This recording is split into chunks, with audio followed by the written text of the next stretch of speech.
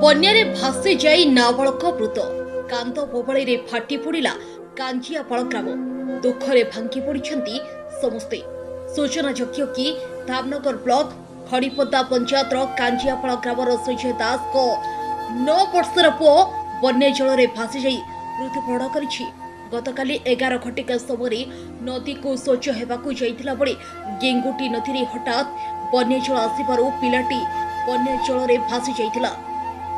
आज बन्या जल कमिबारु गाँ लोक मैंने आज पुणी खोजाखोजी करिबारु एक गच्छ कड़ू पिलाटीर मृतदेह उद्धार होछि। पिलाटी को ग्रामवासी सहयोग एवं खड़ीपदा पुलिस सहायतारे मृतदेह व्यवच्छेद पाई जिला मुख्य चिकित्सालय को पठाइबार व्यवस्था कराइथिले।